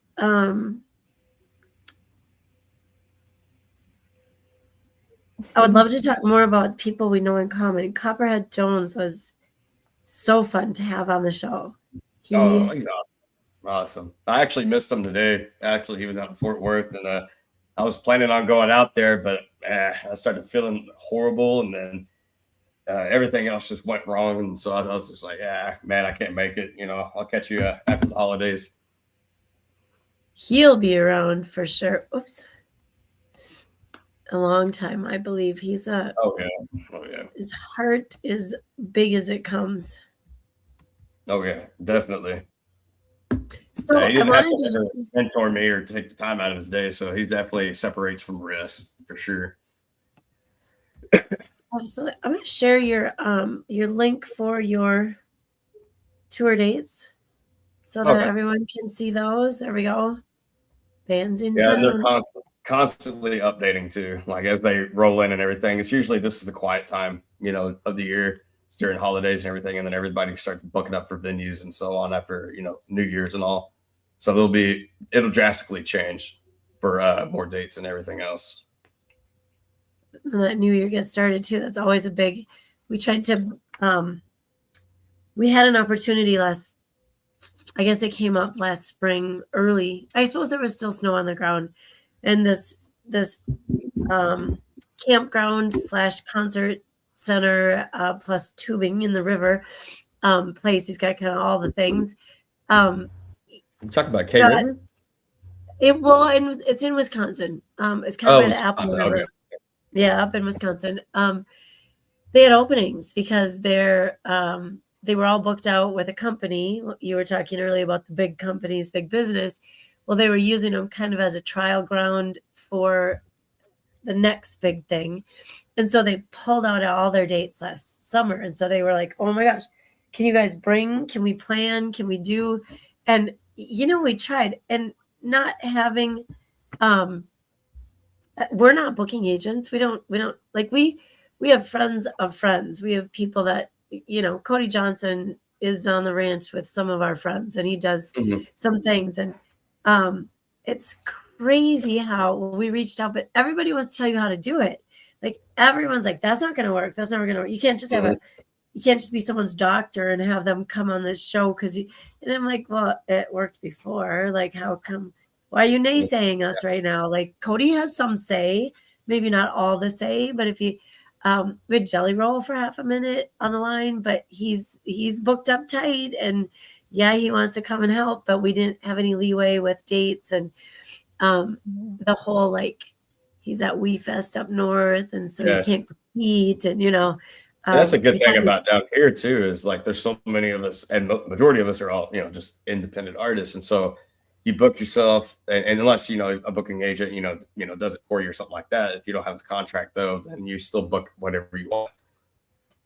It comes into that confliction because a lot of them wanted this, want to do this, and then they're told by their manager, "Oh, well, you got a date here, and this." So you can't really do things.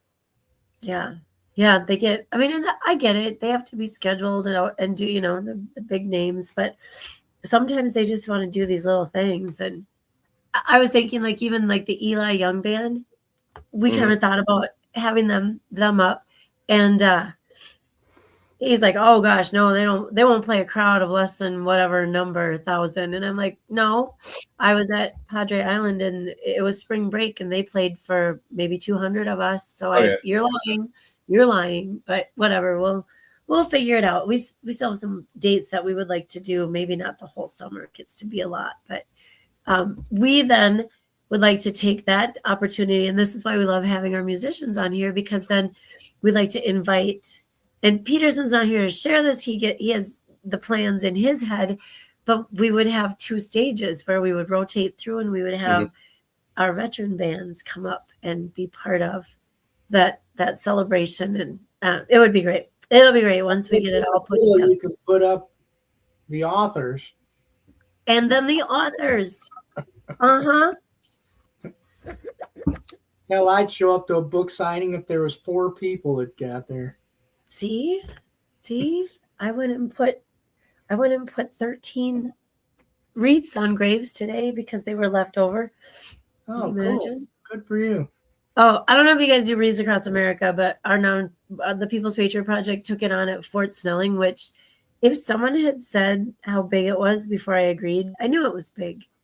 I didn't know there's almost 200,000 veterans buried there and another 70,000 with their families. And our Region 3 coordinators, who are amazing, they're like, oh, no, we'll help you. We'll walk you through it, because we came in like late in October.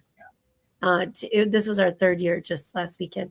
And they did, and it was amazing. But, oh, my gosh, I've never really organized 6,000 volunteers before.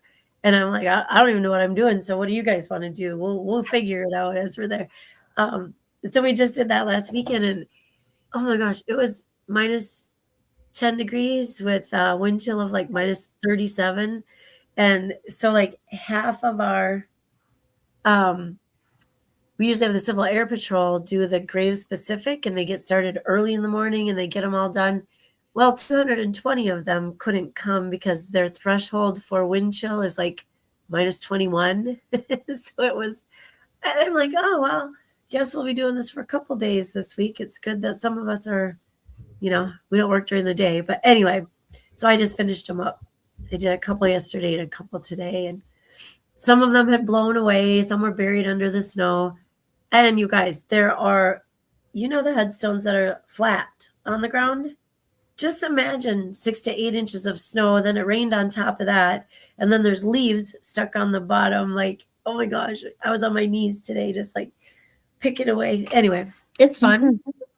I kind of got chastised for saying it's fun, for saying go have fun. It should be fun, and yes, it should be very reverent and very thoughtful. But the fun, I believe, is in the feeling that you get for doing such an awesome thing. I think that's the fun. We were mistaken. Somebody had a little upset when they were told to have fun with their wreaths. And so we want to clarify. But anyway, that hangs over our head quite often at this time of year. Like, woof, we got it done. Peterson had to reset everything. And I will tell you, I didn't get to final thoughts. The gremlins got me. The gremlins? You froze right up. You just had nothing to say after that awesome song. I was jabbering like a little kid. Yeah, it's probably the best thing you've said in months. I know it. It's going to be amazing. I bet it was just the best thing. I think that's the first time that's happened in 5 years. That's awesome. I'm happy. Maybe it's second time in 5 years. I think I remember it once. Well, anyway, so we can start our wrap up part here, and we usually let Frank start with. Well, hold on 1 second. We got to talk about Frank. We didn't do this. Oh, we did. We forgot. Yep, I didn't forget. Frank Smith. What? Frank DeMith. This is a certificate of recognition for Mr. Frank DeMith, the author. It's under the Changemaker for Strategic Governance and Institutional Excellence in the United States, in recognition of exemplary leadership, innovation, and transformative contributions toward advancing United Nations Sustainable Development Goal 16, which is peace, justice, and strong institutions, presented on the 10th of December in global observance of Human Rights Day by the Icons of Change Global Secretariat on behalf of the International Council of Changemakers. Go, Frank. Good job, Frank. He is an icon of change. And I love that it falls under the peacemakers. And I still have to pick up after the dogs. Well, I mean, Hey. you like dogs. That is My humbling, wife will give me a but pass. life-changing. To get you a pass. Sorry. I'm going to make you feel bad right now, Frank. I'm going to make you feel bad because this is one of the most exciting pieces of my life. We have a disabled vet here in Minnesota. Oh. He cannot travel anywhere other than on his Segway that was gifted to him for Segway vets. We love Mr. Burr, Matt Burr. Matty. Love him. He was an 18-year-old in Afghanistan, and he was 3 weeks into theater.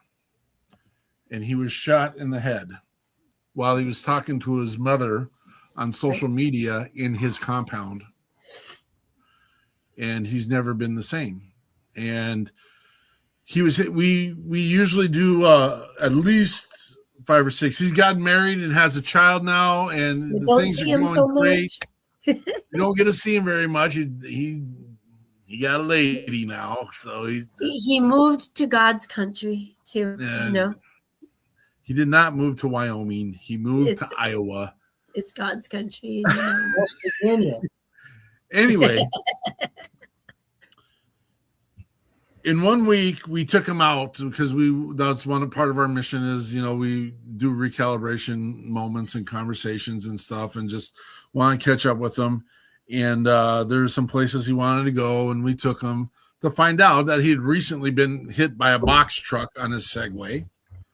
And he was fine, but his Segway a little damaged, so that needed to get fixed. And his dog, his guide dog, had passed away. Ranger had passed away that week. And he wasn't married, didn't have anyone extra. I mean, his mom was living with him at the time because he needs that kind of assistance and such. And I'm driving him home, and he goes, "Mark," and he starts bawling. And I'm like, "What's up, bud?" He goes, "I need to ask a favor." And I'm like, "That's why we're here." And this is not about me, folks. I'm going to tell you this right now. This was one of the most humbling experiences of my life and a moment of growth for me. And he goes, "I have to mow my grass." I'm like, "Okay." He goes, "But there's so much of Ranger's dog poop all over the place. I can't pick up his poop." No, he missed him so bad that it hurt his heart to be out there. And I go, "That's not even an ask, brother. It's getting." So I'm out there in my suit and tie. That was the part. Walking through in my loafers, picking up dog poop. And there, at no point was there a time that I was angry that I had to do this. It was like I was angry because it was something that had to be done because of someone's service, I was mad at the rest of the world that I was having to do this and I was just like, my gosh, this is a life-changing experience for me because this is such a simple, tiny ask. And our veterans and our first responders, when they come to ask, they're in crisis right now. And he was in crisis because of the situation. And he was afraid to ask. That's why I was mad. He was afraid to ask because we all so busy that we can't realize when our brothers and sisters need a moment. And then I turned around and I mowed that yard too because he didn't need to do that. It was hot as hell that day. Yeah, it was hot. It was a fall day. It was hot. I almost went shirtless, but no one wanted to see that. But so that's we love you, Matty Burr. We love you. Yeah, all right. Yeah. That was off the thing, and we made our show longer because of it. But that's okay. We're good. Our final moments. Frank. I almost called you Frank McLaughlin. My section chief was Frank McLaughlin. He actually lives here in Minnesota. We know Frank. We painted his house. Frank, the myth. Superstar author. What's your final thoughts, brother? Well, it has to do with the streak of good luck I've had over the last month. And it's very humbling to be included in groups like that. I mean, there was business owners, there were politicians, there were sports stars. Manny Pacquiao was a recipient of this award. And I look at stuff like that. And then I go to the grocery store to pick up some food. And there was a lady in front of me. And she had bags of flour and bags of sugar and gallons of iced tea. And I watched her as she watched everything go through the counter, through the cashier, and the price was getting rung up. And she kept on watching the total. And when it got to the final end, she reached into her purse and took out a credit card. And I've been blessed my entire life. I just told the cashier, but put it all on my bill. And the lady, I asked her, and she was baking pies and other things for 2 different churches to provide to people who were less fortunate. And I told her, don't worry about it. You just go home and do the things that you have to do, and I'll take care of it. And she broke down and was in tears. And I explained to her where my life had taken me and how fortunate I've been. And I said, this is just as much a Christmas present for me as it is doing something nice for you. Because, when you get to the point where the years you have left are much less than the years that you lived, doing something nice for someone, if it's in your capacity to do it, you should do it. Because I normally like to do stuff anonymously. Like I'll pick up tabs for people in restaurants and things like that. But I just had a feeling that this needed to be done, and it made my day.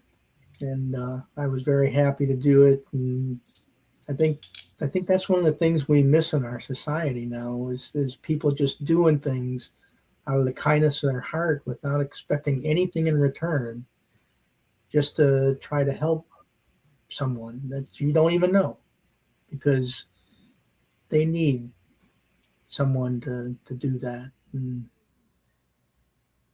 this time of year, we just need to be more receptive to what's going on around us and help out folks as much as we can and get past all this petty bickering things that happen and remember what the holiday is for.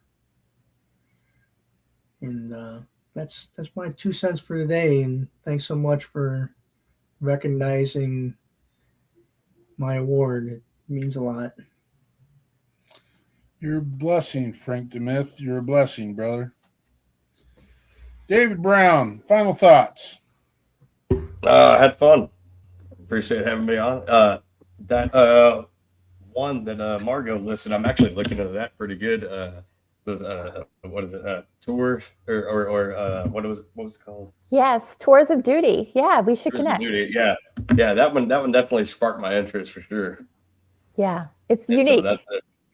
Yeah. Oh, definitely. Well, I'm your girl for that. Give me, reach out to me and we'll connect you, and I'll get Sounds you connected with the group. Yeah, it would be All great right. to have you. You're very talented. It was great to meet you. I appreciate it. Miss Eichmann.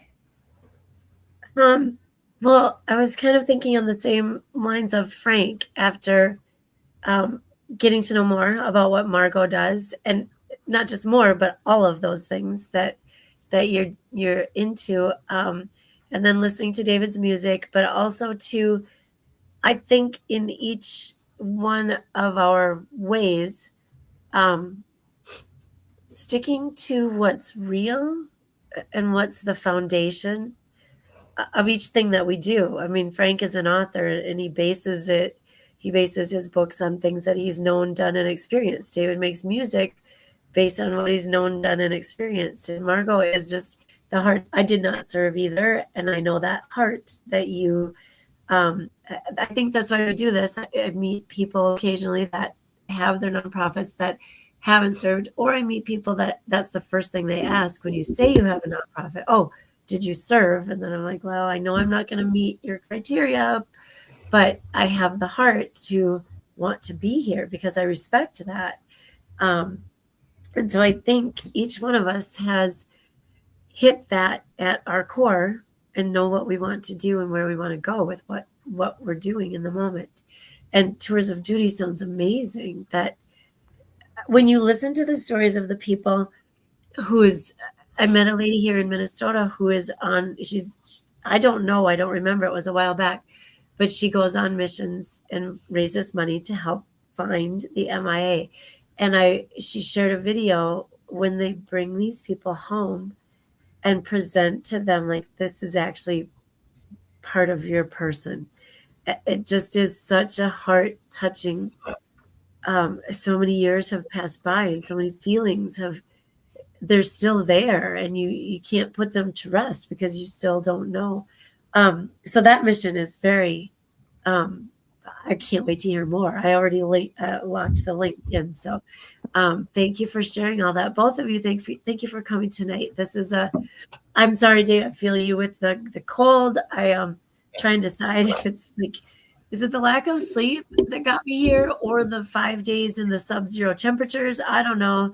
Either way, sitting in the infrared sauna is going to make this go away. I can feel it. And Sudafed's not a bad plan either. Yeah, that's definitely a start for sure. So anyway, thank you. Thank you. We'll be watching and keeping up with what you're both doing. It's exciting. Thank you. Miss LaPointe. Well, thank you so much for having me. My final thoughts are, so I just lost my dad unexpectedly last week, I think it was, and yesterday was his service. And so this is actually my first time kind of back behind the camera today. So I appreciate that I got to do this with you all, because I think you're all very special, which you share with the world. But, this is a very busy time of year for so many families.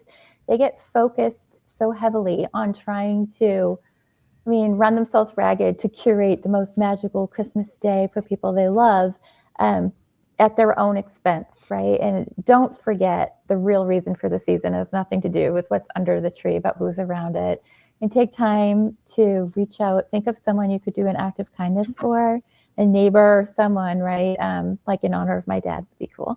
But it's hard, it's a hard time of year. And we live in such a noisy time, a noisy era of the social media, right? Where everything's so divisive. And the name of the game is tribal politics and creating this clash to distract us from things that are really important. And if we can lay down the differences and find the commonalities, then I think we can all offer some more kindness for each other in the times that we all really need it, because you never know what's going on behind the scenes in someone's life. So that's my 2 cents. I learned when my mother passed away not to say, for me, sorry for your loss, because it was such a blessing. I don't know the situation of the loss of your father. And I've adopted the word or the phrase with you. And so I will say I am with you during this time, because there's no time where it ever is easy, and there's no time where you should ever forget. And with you. Thank you. I am just in awe of the people that were here tonight, and I think I've had enough of the platform to talk enough. And so I think my going phrase or statement this is you need to figure out what wolf you're going to feed. And I say you stick with it. And if you want someone to be by your side and walk that path with you, just let us know. We'll be back tomorrow at 1630 for the WP3 weekly debrief. the last one before we have our scrumptious holiday and our amazing time with the ones that we want to spend all the time with in life. Be blessed. Be blessed. Find a way to be blessed.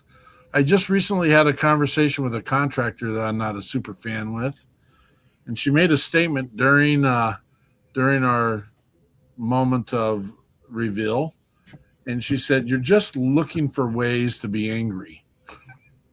I'm like, I'm looking for a way to be blessed is what I'm looking for. Be someone's blessing in their life today. Be someone's blessing in their week this week. We do have a show next weekend. We got Mr. Chris Lamont of the Magnus Foundation coming on. Check him out. And we have the amazing Emily Perkins. That's another Texas musician. We're being infiltrated, folks. We're being infiltrated. She's coming to us through Scotty Frazier down in Houston, a little just over yonder away from where David's at, just right down the road. Right. Yeah. Those Texans like to say that stuff. That's weird. My backyard. We are blessed by our guests tonight. Thank you, Ms. LaPointe and Mr. Brown. Thank you for your mission in life. Thank you for all the people that came on and listened and saw what we're doing today. Thank you, Frank and Andrea, for being here and helping support that We Got Your 6 at 6 process. We're coming back again next week for episode 285, folks. It's exciting stuff. Thank you for the WP3 team who's behind the scenes doing all the things they're doing. And we will check your 6. And we'll see you when the smoke clears. Patriot Pride.